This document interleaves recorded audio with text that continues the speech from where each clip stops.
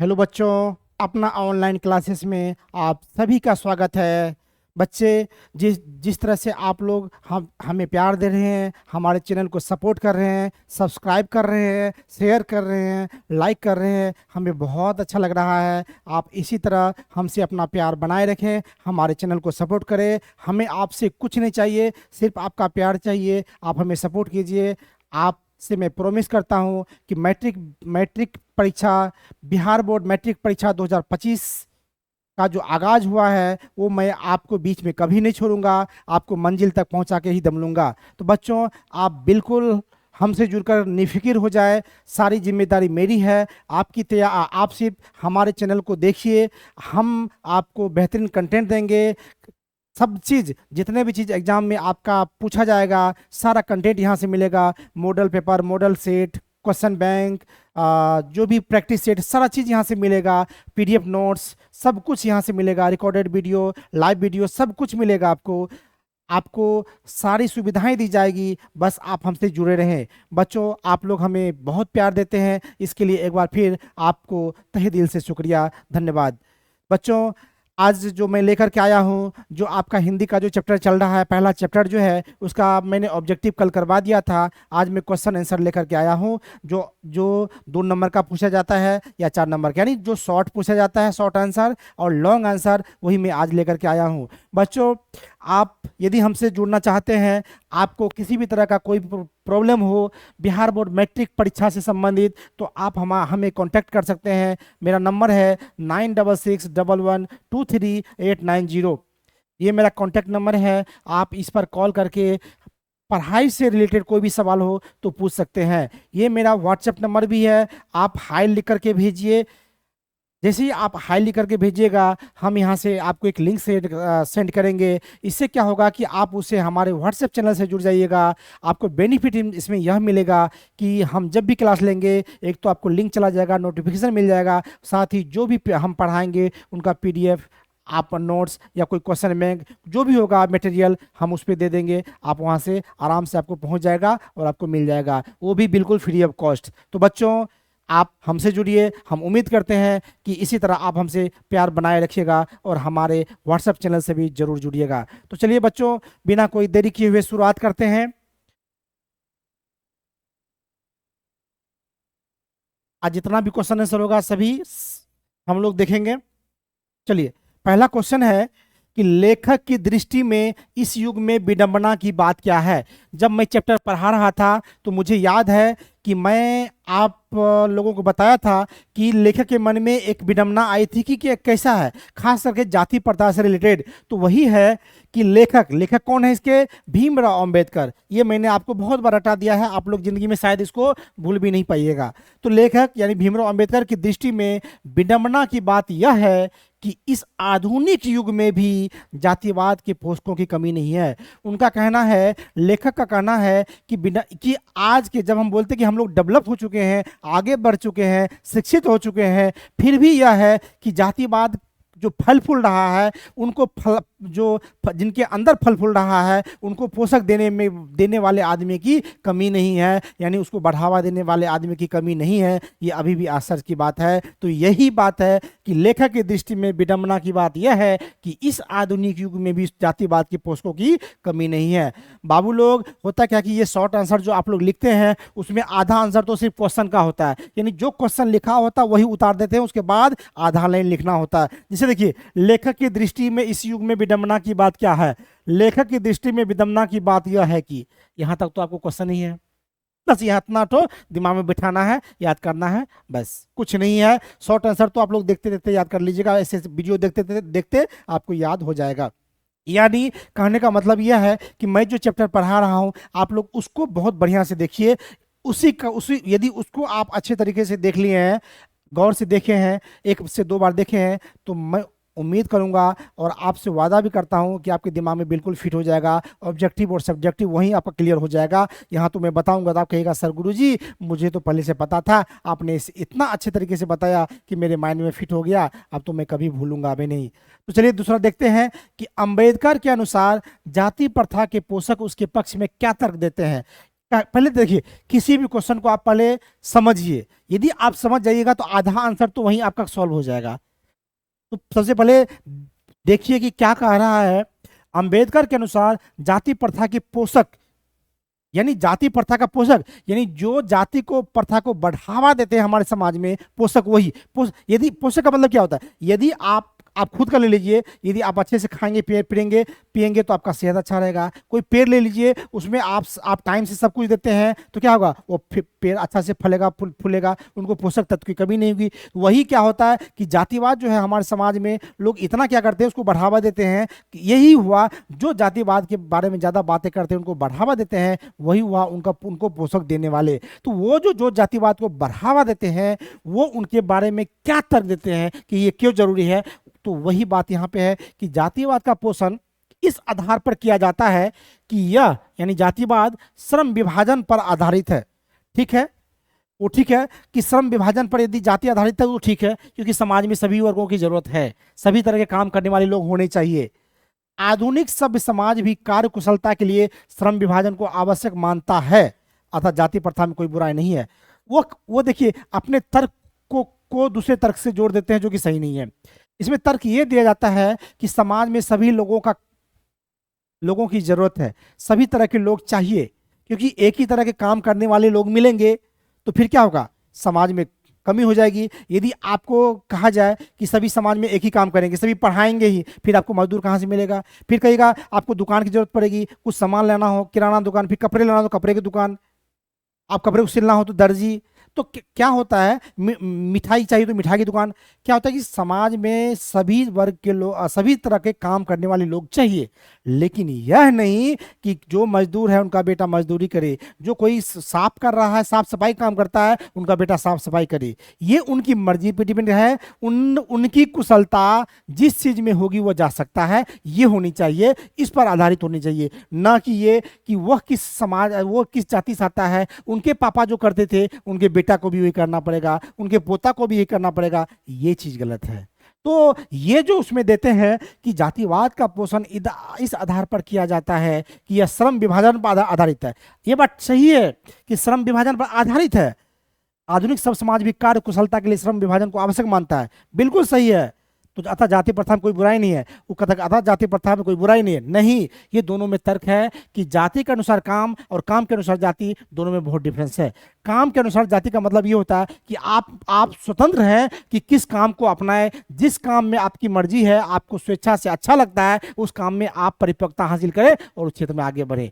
और जाति का मतलब ये होता है कि जबरदस्ती, यानी जन्म से, यानी जब आप पेट में होते हैं तभी उस पर लाद दिया जाता है कि इसका जब जन्म होगा तो यही काम करना पड़ेगा, ये जातिवाद, तो ये नहीं होना चाहिए। तो चलिए आगे देखते हैं, जातिवाद के पक्ष में दिए गए तर्कों पर लेखक की प्रमुख आपत्तियां क्या है। यानी जो जातिवाद के पोषक है, वो जो उसके पक्ष में तर्क देते हैं, उस पर जो लेखक है हमारे भीमराव अंबेडकर साहब, वो क्या तर्क देते हैं, उनका आपत्ति क्या है, किस चीज में उनका मानना है कि ये गलत है, ये जो आप तर्क देते हैं ये ठीक नहीं है। जैसे आप कोई काम करते हैं समाज में, तो क्या होता है कि कोई उसका विरोध भी करता है कि नहीं, ये आप जो कर रहे हैं ये ठीक नहीं है। तो इसका मतलब क्या हुआ कि आप जो तर्क देते हैं उससे दूसरे को आपत्ति है। तो यही यहाँ पर है कि ये जो जातिवाद के पोषक लोग हैं, वो जो तर्क दे रहे थे उस पर लेखक को आपत्ति थी। क्या आपत्ति थी, तो वही आंसर में लिखना है कि लेखक यानी भीमराव अंबेडकर ने जातिवादियों यानी जातिवाद के पोषकों के तर्क को आपत्तिजनक कहा है। जाति प्रथा में श्रम विभाजन के साथ साथ श्रमिक विभाजन भी है। श्रम विभाजन तो ठीक है, लेकिन श्रमिक विभाजन वो गलत है। लेखक की दृष्टि में यही आपत्तिजनक स्थिति है। ठीक है, लेखक का वही कहना है कि कार्य के अनुसार जाति को बांटिए, जाति के अनुसार कार्य को नहीं बांटिए, और वही इनके लिए आपत्ति जी। चलिए आगे देखते हैं।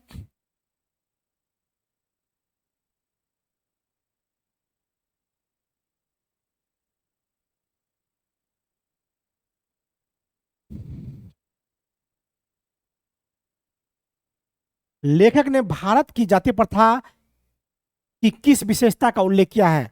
यानी जो भीमराव अंबेडकर साहब ने है, वो भारत में जो जाति प्रथा है उसकी विशेषता क्या है, उसका क्या उल्लेख किया है। तो भारत की जाति प्रथा की एक और विशेषता यह है कि यह श्रमिकों के अस्वाभाविक विभाजन के साथ ही उनमें ऊंच नीच का स्तर भी निर्मित करता है। यही मैं बार बार कहता हूं और यही मूल सार है इस पाठ का कि यहाँ जो भारत में जो जाति प्रथा है इसकी विशेषता यह है कि यह श्रमिकों के अस्वाभाविक जो स्वाभाविक नहीं है उनको विभाजन तो करता ही है, साथ साथ क्या करते हैं हम लोग काम से निर्णय लेते हैं कि ये ऊंचा काम है नीचा काम है, जबकि ये गलत है।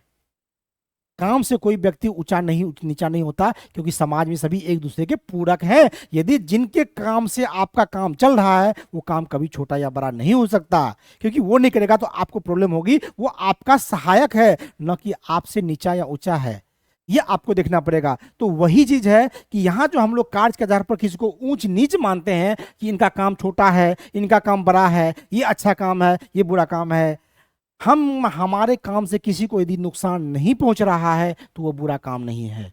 यदि हमारे काम से किसी को नुकसान पहुंचता है तो बुरा काम है।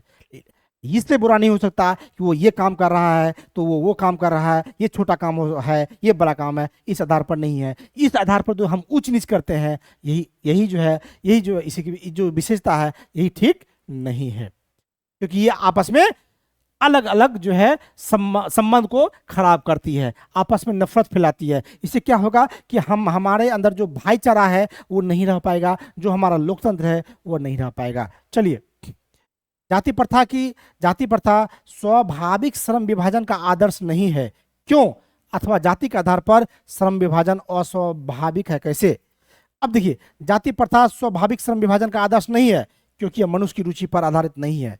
यदि जाति प्रथा इसलिए नहीं है क्योंकि मनुष्य की इसमें रुचि नहीं है और मनुष्य कार्य पर आधारित नहीं है, क्योंकि ये पहले सब निर्धारित कर देते हैं। बच्चा गर्भ में हो तो निर्धारित कर देते हैं ये फलना जाति का है, ये फलना काम करेगा। तो क्या होता है, ये जो है यही जो है उसकी रुचि पर आधारित नहीं है, यही इसका आदर्श नहीं हो सकता। यदि कोई काम किसी के मर्जी से नहीं हो सकता, नहीं होता है, किन्हीं की रुचि से नहीं होता, तो वो काम उसका आदर्श कभी नहीं हो सकता। आप ही बच्चों मान लीजिए कि आपको कोई काम करने के लिए बोला जाए, आपकी उसमें रुचि नहीं हो, जबरदस्ती कहा जाए कीजिए, तो वो काम आपका आदर्श काम कभी नहीं हो सकता, क्योंकि उस काम में ना आपकी रुचि है ना आपका दिल और दिमाग लगेगा, इससे वह काम बिल्कुल अच्छा नहीं होगा। तो वही बात है कि जाति प्रथा स्वाभाविक श्रम विभाजन का आदर्श नहीं है क्योंकि यह मनुष्य की रुचि पर आधारित नहीं है। चलिए, कुशल व्यक्ति या सक्षम श्रमिक समाज का निर्माण करने के लिए क्या आवश्यक है? कुशल व्यक्ति या सक्षम का मतलब होता है कि कोई भी काम जिसमें आपको महारत हासिल हो, यानी आप उसको अच्छे तरीके से कर सकते हैं। मान लीजिए घर बनाना हो तो घर तो सबने बनाएगा, जो सीखा होगा राजमिस्त्री अच्छा होगा, जो डिजाइन बनाएगा जो इंजीनियर होगा, साइंटिस्ट होगा कुछ निर्माण करेगा, आविष्कार करेगा, टीचर होंगे जो अच्छे से पढ़ाएंगे वो अच्छे टीचर होंगे। तो क्या होगा कि उस क्षेत्र में उसकी परिपक्वता होनी चाहिए, उसका ज्ञान कौशल अच्छा होना चाहिए, तभी क्या है, तभी वो सक्षम कहलाएगा। यदि आपको जिस चीज में नॉलेज नहीं है, मान लीजिए आप खाना बनाते हैं, आपको खाना बनाना नहीं आता है, आप बाइक चलाते हैं, बाइक चलाना नहीं आता है, तो इसका मतलब बाइक चलाने में आप सक्षम नहीं है। तो वही बात है। तो कुशल व्यक्ति या सक्षम श्रमिक समाज का निर्माण करने के लिए आवश्यक क्या है?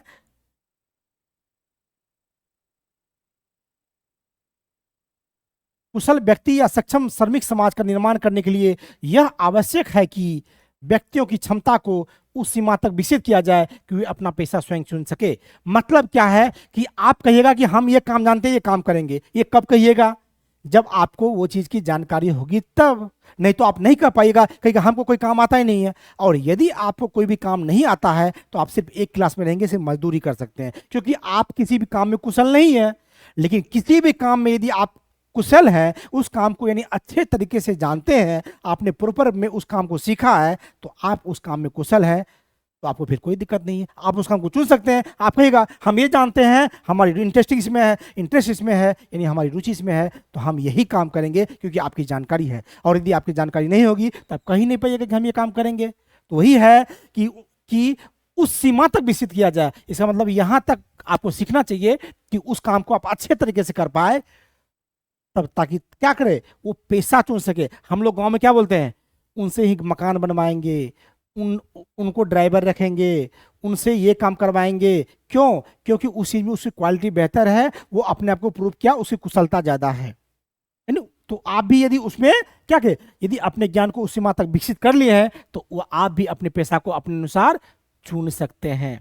चलिए, जाति प्रथा का दूषित सिद्धांत क्या है? दूषित का मतलब गंदा, मतलब जो हमारे लिए अच्छा नहीं है, समाज के लिए सबसे खराब चीज है, जो दो भागों में बांटती है, वो क्या है? तो जाति प्रथा का दूषित सिद्धांत यह है कि इसमें गर्भ धारण के समय ही मनुष्य का पेशा निर्धारित कर दिया जाता है। इस प्रथा में मनुष्य की निजी क्षमता का विचार नहीं किया जाता है।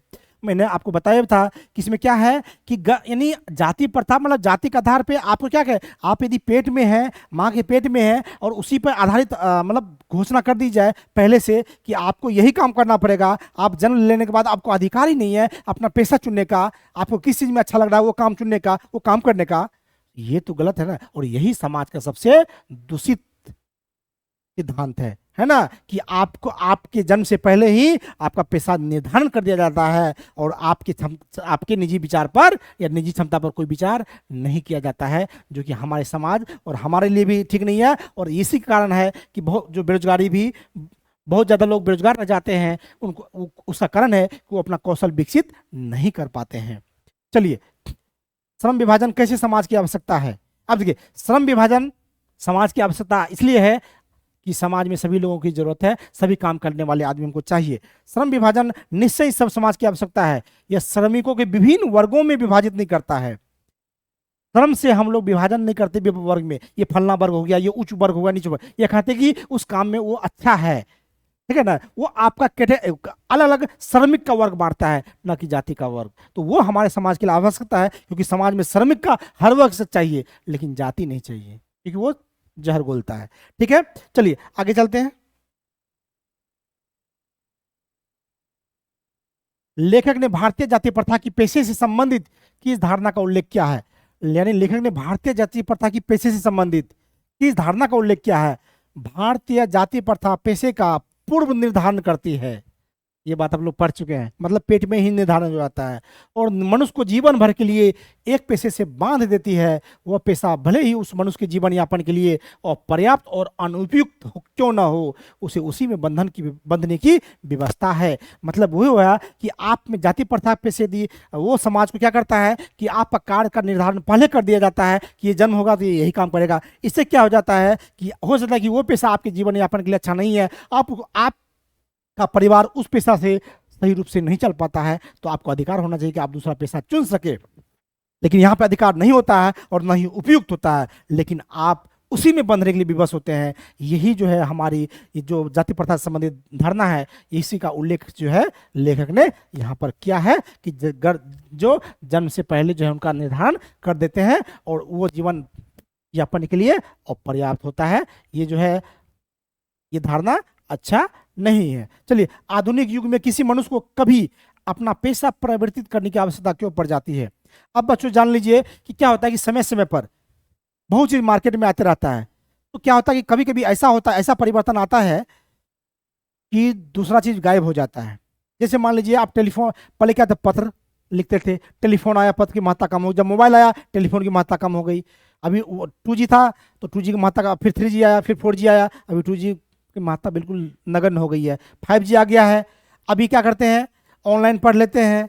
पहले पंखा भी नहीं था, पहले बैलगाड़ी से लोग चलते थे, अभी एरोप्लेन से उड़ते हैं। तो समय समय के साथ लोग अपने आप में परिवर्तन करते हैं, और यदि ये परिवर्तन होता है तो आपको अपने आप में परिवर्तन लाना पड़ेगा, तभी आपका पेशा या जीवन यापन चल पाएगा, नहीं तो आपका जीवन यापन नहीं चल पाएगा। इससे नुकसान क्या होगा कि आप भूखे रहने को विवश हो जाएंगे, इससे आपको बहुत ज़्यादा नुकसान होगा। तो वही है कि आधुनिक युग में उद्योग धंधों की प्रक्रिया व तकनीक में लगातार विकास होता रहता है और कभी कभी उसमें अचानक परिवर्तन हो जाता है। ऐसी स्थिति में किसी व्यक्ति को अपना पेशा बदलने की आवश्यकता पड़ जाती है, क्योंकि वह उस नवीन परिवर्तन से परिचित नहीं होता है। बाबू लोग, क्या होता है कि आज मान लीजिए जिस चीज़ का आवश्यकता नहीं है, आज भी हम लेटर लिखेंगे किसी को, तो मान लीजिए हमको तुरंत मैसेज भेजना हो, तो हम लेटर लिख लेंगे, वो 10 दिन में पहुंचेगा, क्या वो हमारे लिए जरूरी होगा? नहीं होगा। तो हम लोग उस पर रहेंगे तो क्या होगा, उसी चीज़ को ढूंढेंगे तो क्या होगा, वो पैसा बंद हो जाएगा, वो चलेगा ही नहीं। उससे क्या होगा, हमें नुकसान होगा। हम चाहेंगे कि अभी भी हम बैलगाड़ी से दिल्ली जाएं, तो क्या होगा, हमारा नुकसान होगा। तो यदि बैलगाड़ी से लोग सोचेगा हम यहाँ से बैलगाड़ी से दिल्ली जाना है, कितने लोग उस पर जाएंगे, तो ये नहीं होगा। तो उस व्यवसाय को छोड़ना पड़ता है। अभी बहुत चीज़ों का युग मशीनों ने ले लिया है, तो यदि हम मशीन को, तो क्या होगा, यदि मशीन ने ले लिया तो वो हम मशीन अपनाना पड़ेगा। तो हमें अपने टेक्नोलॉजी में भी बदलाव करना पड़ेगा, जिस कारण क्या होगा, हमारा जीवन यापन चलेगा। नहीं तो क्या होगा, हमको वो मार्केट में काम ही नहीं मिलेगा तो हम लोग क्या करेंगे, भूखे रह जाएंगे ना। तो इसलिए यह जरूरी है कि पैसा परिवर्तित करने की आवश्यकता पड़ती है समय समय पर। जो हमारे अर्थव्यवस्था में परिवर्तन आता है, कुछ नई टेक्नोलॉजी आती है, जिस कारण लोगों को अपना नया कौशल विकसित करना पड़ता है, यह जरूरी भी है। इसलिए हमें आवश्यकता भी पड़ जाती है कि हम अपना पैसा चुनें और चेंज करें। चलिए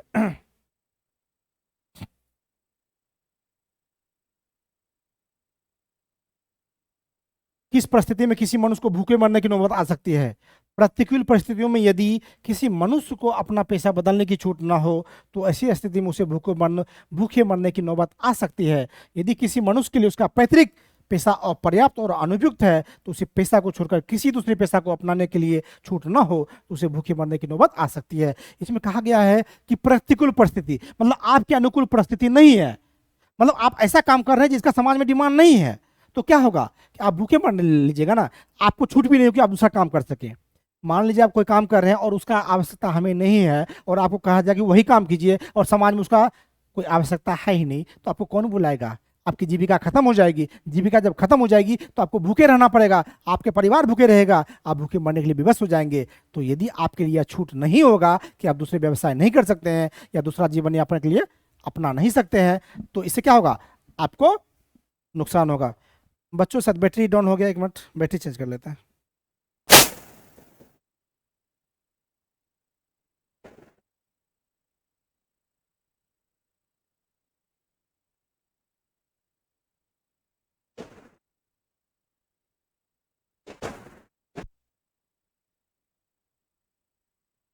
चलिए बैटरी डाउन हो गया था। चलिए, तो क्या होगा कि उसको उसे भूखे रहने की नौबत आ जाएगी, तो आपको पैसा तो बदलना पड़ेगा। तो इसके लिए क्या होना चाहिए, उसको छूट भी होना चाहिए कि आप स्वतंत्र है, ऐसा नहीं कि आप नहीं कर सकते। वही बात इसमें है। चलिए,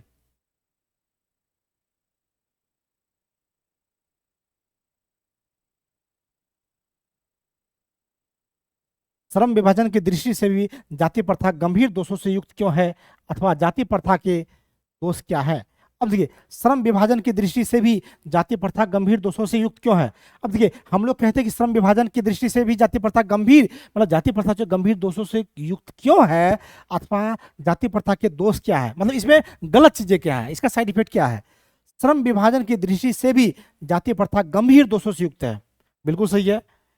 इस प्रथा में श्रम विभाजन मनुष्य की अपनी इच्छा पर निर्भर नहीं है, मतलब आप जो चाहे वो काम नहीं कर सकते, आपको समाज के अनुसार काम करना पड़ेगा।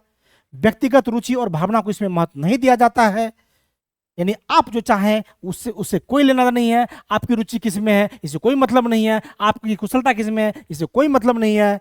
इस प्रथा में व्यक्ति को अपनी जाति के पारंपरिक पेशे से जुड़ने की बाध्यता होती है, मतलब आपके जो दादा कर रहे थे वही आपके पापा कर रहे हैं, वही आप भी कीजिएगा, वही आपका बच्चा करेगा, चाहे आपके जीवन यापन हो ना हो। और यही जो है इसका सबसे बड़ा दोष है, ठीक है, क्योंकि उसको आपको पारंपरिक पेशे से जुड़ने की बाध्यता होती है। आपके पापा दादा जो काम कर रहे थे आपको भी वही काम करने की जरूरत पड़ती है।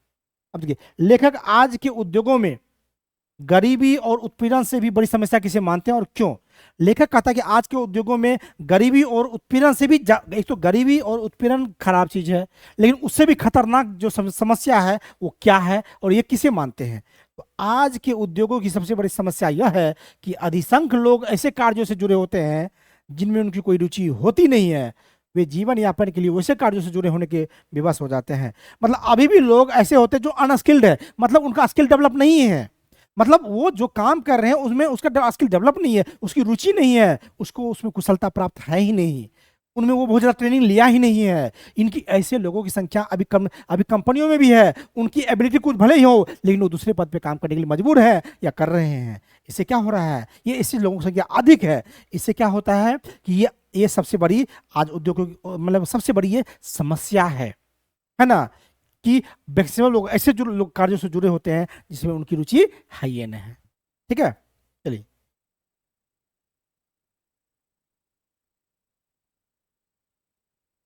मनुष्य में टालू काम करने और काम करने की प्रवृत्ति कहाँ से आती है?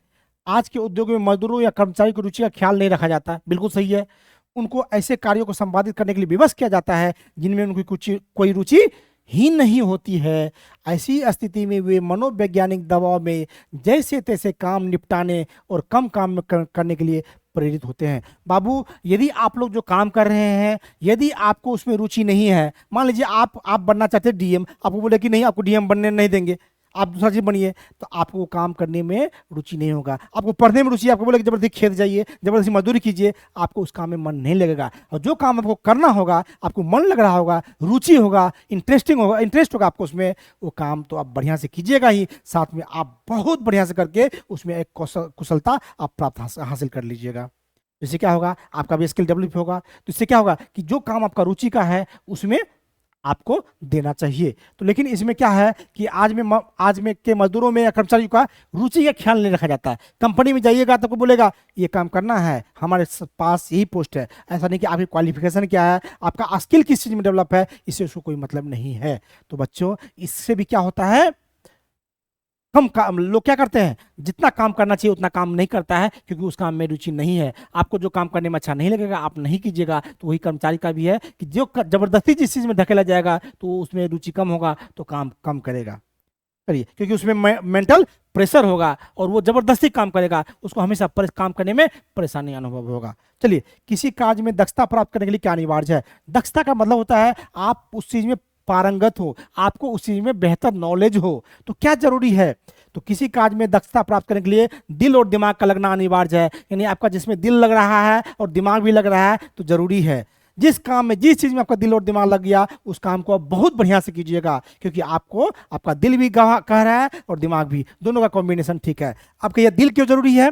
तो दिल लगाने का अर्थ है उस काम में रुचि का होना। यानी दिल लग गया तो उसका मतलब आपका मन लग गया, पूरा काम में इंटरेस्ट आ रहा है, आप बहुत अच्छे तरीके से वह काम कीजिएगा। और दिमाग लगाने का अर्थ है कि उस काम को व्यवस्थित या वैज्ञानिक रीति से करना, मतलब जैसे करना चाहिए, सिलसिलेवार तरीके से करना चाहिए, उस तरह से आप वो काम कीजिएगा। तो इसी का मतलब है कि किसी कार्य में दक्षता प्राप्त करने के लिए क्या अनिवार्य है? तो किसी कार्य में दक्षता प्राप्त करने के लिए दिल और दिमाग लगना जरूरी है। जिसमें दिल का अर्थ है रुचि और दिमाग का अर्थ है व्यवस्थित तरीके से काम करना। चलिए,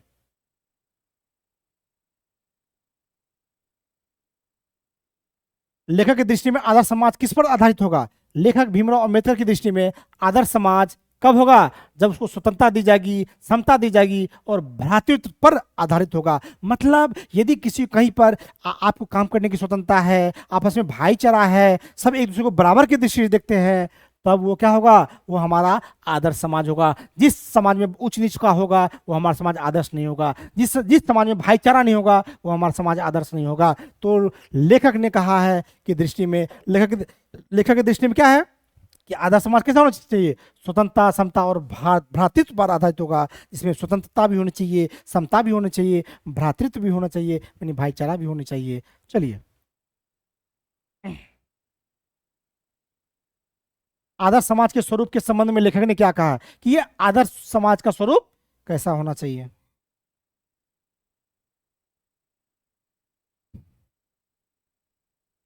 आदर्श समाज के स्वरूप के संबंध में लेखक ने कहा है कि ऐसे समाज में बहुविध हितों में सबकी भागीदारी होनी चाहिए तथा उन हितों की रक्षा के प्रति सभी को सजग रहना है। मतलब यदि समाज में सभी की राय ली जाती है, सभी के मर्जी से काम किया जाता है, तो वो समाज अच्छा समाज होता है। इससे क्या होता है? सबकी भागीदारी होती है। यदि आपके गांव ही है, उसमें यदि सबका विचार किया जाता है, बैठक किया जाता है, सबकी राय ली जाती है, तो उसमें क्या होता है कि समाज आगे बढ़ता है। इसमें क्या हो जाता है? सबकी हित की बात होती है। यदि किसी एक आदमी की अहित की बात होती है तो उसमें सब लोग यूनिटी में रहते हैं और उसका विरोध करते हैं। इससे क्या होता है कि किसी के भी अहित नहीं होता है। तो वही होता है कि समाज में उसमें बहुविध, मतलब मैक्सिमम लोगों की हितों की रक्षा की जाती है। इससे क्या होता है कि सबसे भागीदारी होनी चाहिए। यदि सबकी भागीदारी होगा तभी सबका हित का रक्षा होगा। यदि सबका भागीदारी नहीं होगा तो उसमें सबका हित का रक्षा नहीं होगा। नहीं तो यदि कुछ लोग क्या करेंगे, अपने स्वार्थ के अनुसार नियम बनाएंगे जिससे दूसरे को नुकसान होगा। और यदि सब मिलकर के रहेंगे तो सब मिलकर के नियम बनाएंगे जो सबके लिए अच्छा होगा। चलिए आगे देखते हैं। सच्चे लोकतंत्र की स्थापना के लिए लेखक ने किन विशेषताओं को आवश्यक माना है? सच्चे लोकतंत्र की स्थापना के लिए लेखक ने भाईचारा, बिल्कुल सामूहिक जीवनचर्या की एक रीति तथा समाज में सम्मिलित अनुभवों के आदान प्रदान को आवश्यक माना है। मतलब सच्चे लोकतंत्र तभी स्थापित हो सकता है जब हम लोगों में भाईचारा हो, आपस में मेल हो, सामूहिक जीवनचर्या हो, मतलब एक मिलकर जीवन जिए, एक दूसरे से आदान प्रदान करके जीवन जिए, मजबूरी में साथ आए, मुसीबत में साथ आए, एक रीति समाज के सम्मिलित अनुभवों के आदान प्रदान को आवश्यक माना है। मतलब सबके अनुभव लीजिए, सभी जातियों से, सभी वर्ग से आप उनका राय लीजिए, उनकी बातों को रखिए, उनकी समस्याओं को सुनिए।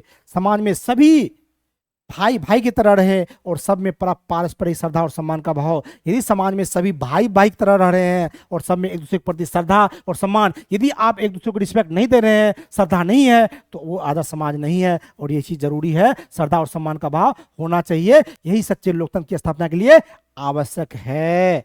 इसी को लेखक ने आवश्यक माना है। चलिए,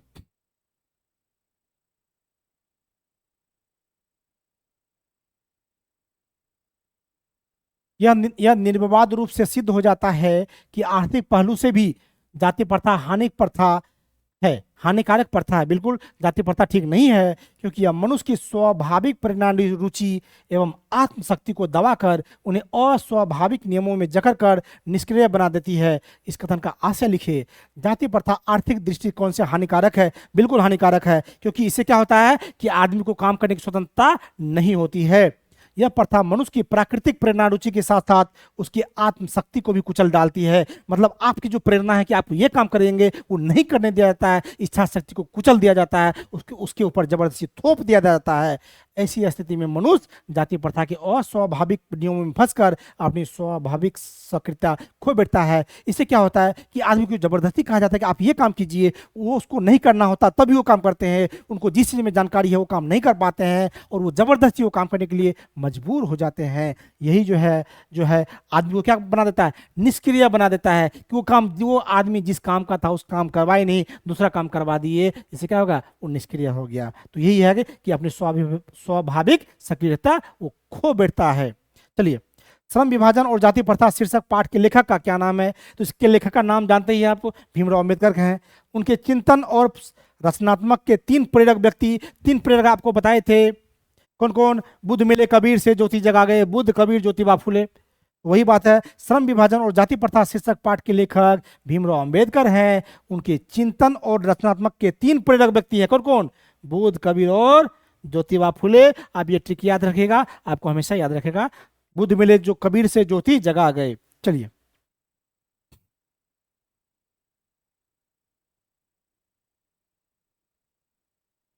लेखक श्रम विभाजन और जाति प्रथा में किस विडंबना की बात करते हैं? विडंबना का स्वरूप क्या है?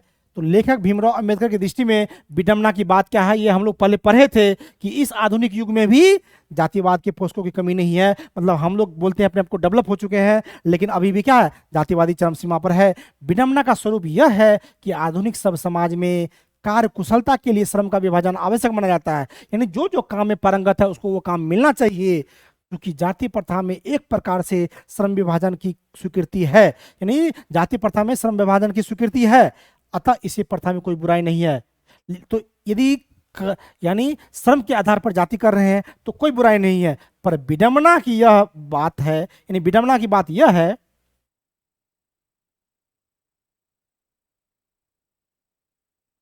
कि जाति प्रथा के पोषक इस पर सूक्ष्म दृष्टि से विचार नहीं करते कि कार्य कुशलता के लिए औद्योगिक श्रम में श्रम विभाजन और जाति प्रथा के पारंपरिक श्रम विभाजन में बहुत बड़ा अंतर है। मतलब उसके वो देखा नहीं जाता कि उनकी कुशलता किस में है।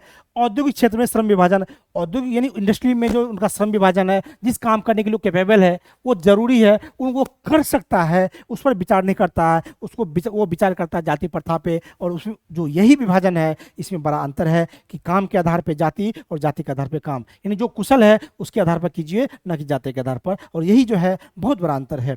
अंबेडकर की दृष्टि में जाति प्रथा आर्थिक पहलू से भी हानिकारक है। कैसे? अब देखिए, ये इसलिए है कि ये आपको ऐसा काम करवाया जाएगा जिसमें हो सकता है कि जीविका आपकी नहीं चले, आप भूखे रहने के लिए मजबूर हो जाए, उसका समाज में कोई स्कोप ना हो और आपको कहे कि आपके पापा मम्मी दादा दादी यही काम करते थे, आपको करना पड़ेगा। तो ये चीज़ जो क्या है, बहुत बड़ा हानिकारक है आर्थिक पहलू से। मतलब आपको यदि कोई जीविका नहीं मिलेगा तो आपको पैसा कहाँ से आएगा? फिर आप कैसे रहिएगा? आपके बाल बच्चे कैसे खाएंगे? आप कैसे रहिएगा? खाना कैसे चलेगा? आप कपड़े कहाँ से लाइएगा? घर कहाँ से बनेगा? वही बात है। अंबेडकर की दृष्टि में जाति प्रथा आर्थिक पहलू से भी हानिकारक है। बिल्कुल सही है, क्योंकि यह मनुष्य की स्वाभाविक परिणाम रुचि तथा उसकी आत्मशक्ति को दबाकर उसे अस्वाभाविक नियमों में जकड़ कर निष्क्रिय बना देती है। मतलब उनको जो रुचि है वो काम करने नहीं दिया जाता है, जिसके कारण वो आदमी क्या होता है, निष्क्रिय हो जाता है। चलिए,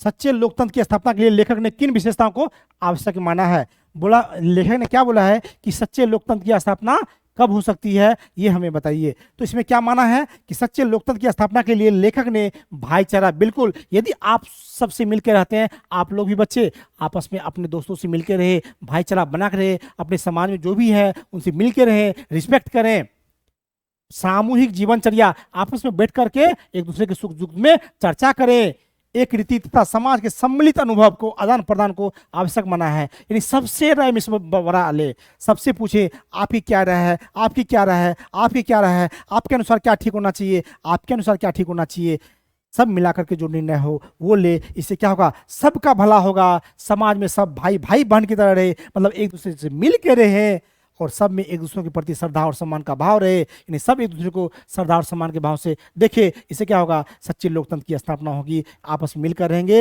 एक दूसरे को सम्मान देंगे, दिनचर्या, सामूहिक दिनचर्या पे चर्चा करेंगे, तभी हमारा समाज लोकतंत्र जो है उसमें सच्चे लोकतंत्र की स्थापना हो सकती है। जातिवाद के पक्ष में दिए गए तर्कों पर लेखक की प्रमुख आपत्तियां क्या है?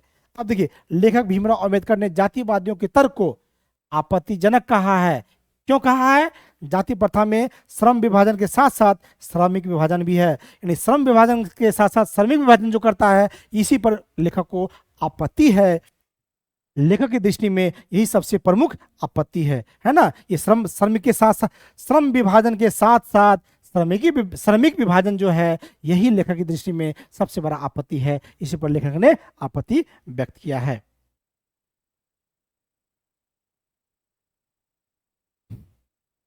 अंबेडकर के अनुसार जाति प्रथा के पोषक उसके पक्ष में क्या तर्क देते हैं? मतलब अंबेडकर के अनुसार कहना है कि जो जाति प्रथा को सपोर्ट करते हैं वो क्या तर्क देते हैं, वो बताइए। तो अंबेडकर के अनुसार जाति प्रथा के पोषक इसके क्षेत्र, इसके पक्ष में यही तर्क देते हैं कि जिस तरह आधुनिक सभ्य समाज में कार्य कुशलता के लिए श्रम विभाजन अनिवार्य है, उसी तरह इस प्रथा में भी श्रम का विभाजन अनिवार्यता हुआ है। वो कहते हैं कि जिस तरह से सभ्य समाज के लिए कार्य कुशलता के लिए श्रम विभाजन अनिवार्य है, उसी तरह इस प्रथा में श्रम का विभाजन भी अनिवार्य है। वो ये तर्क देते हैं कि श्रम विभाजन जरूरी है तो जाति प्रथा जरूरी है। वो ऐसा तर्क देते हैं जो सही नहीं है, बस यही जो है पोषक पक्ष में वही तर्क देते हैं, वो इन्होंने यहाँ पे मेंशन किया है। जाति भारतीय समाज में श्रम विभाजन का स्वाभाविक रूप क्यों नहीं कही जा सकती है? कहा जाता है कि भारतीय समाज में जो ये जाति प्रथा है, इसको हम लोग क्यों नहीं कह सकते कि ये अच्छा रूप है ना। तो चूंकि जाति प्रथा भारतीय समाज में श्रमिकों को वर्गों में विभाजित करती है, अलग अलग वर्गों में, जो ऊंच नीच का भेदभाव करती है और उन वर्गों में ऊंच नीच का भाव उत्पन्न करती है। कहते हैं कि हम ऊंचा, तुम्हारा काम नीचे है, हमारा काम ऊंचा है। इसलिए जाति को भारतीय समाज में श्रम विभाजन का स्वाभाविक रूप नहीं कहा जा सकता। जब तक हम काम में ऊंच नीच करते रहेंगे, ये जो है भारतीय समाज में श्रम विभाजन का स्वाभाविक रूप नहीं कहा जा सकता है। जिस दिन हम मेल से रहने लगेंगे, आपस में भाईचारा बनाकर रहने लगेंगे, उस दिन हम कह सकते हैं कि हमारे समाज में श्रम विभाजन का स्वाभाविक रूप है। ठीक है, चलिए आगे।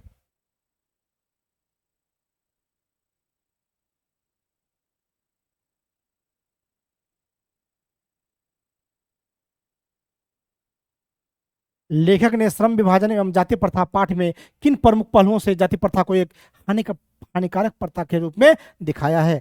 लेखक अंबेडकर ने श्रम विभाजन और जाति प्रथा पाठ में सामाजिक और आर्थिक पहलुओं से जाति प्रथा को हानिक प्रथा के रूप में दिखाया है। मतलब क्या क्या कहा लेखक ने कि लेखक अंबेडकर ने श्रम विभाजन और जाति प्रथा पाठ में सामाजिक और आर्थिक पहलुओं से जातीय प्रथा को हानिक प्रथा के रूप में दिखाया जाता है। मतलब सामाजिक और आर्थिक पहलुओं से क्या हुआ कि जातीय प्रथा जो है ये हानिकारक प्रथा के रूप में ये है। यह प्रथा सामाजिक एकता एवं स्वाभाविक प्रेरणा रुचि को समाप्त कर देती है। यह जो हमारी सामाजिक एकता है, जब तक हम लोग एक दूसरे से भेदभाव करते रहेंगे हमारी एकता कभी भी बनी नहीं रहेगी। हम लोग एक दूसरे को नीचे दृष्टि से देखते रहेंगे, ये हमारे लिए खतरनाक है। तो यही कहा गया है कि जब तक हम एक दूसरे को उच्च नीच के भाव से देखेंगे, हम उसको थोपते रहेंगे, गर्भ में ही उसका काम निर्धारण कर देंगे, उसको रुचि के अनुसार काम करने के लिए स्वतंत्रता नहीं होगी, हमारा सच्चा लोकतंत्र नहीं हो सकता। और हमारा जो है जो श्रम विभाजन जो है ये हानिकारक प्रथा के रूप में जो है जातीय प्रथा ये लगा रहेगा और ये चलता रहेगा और हमारे समाज का विकास नहीं होगा। तो बच्चों इसमें खास करके ये कहा गया है कि हम समाज में मिल करके रहें, एक दूसरे को ऊंचा दृष्टिकोण से, ऊंचा या नीचे दृष्टिकोण से नहीं देखें, मिल करके रहें, एक दूसरे को सपोर्ट करें, भाईचारा बना कर रखें, सबसे राय लें, सबके अनुसार कोई डिसीजन लें, सबसे पूछें। इससे क्या होगा, सबका भला होगा, आपका भी भला होगा, हमारे देश का भी भला होगा, हमारे देश में सच्चे लोकतंत्र की स्थापना होगी, हमारा समाज भी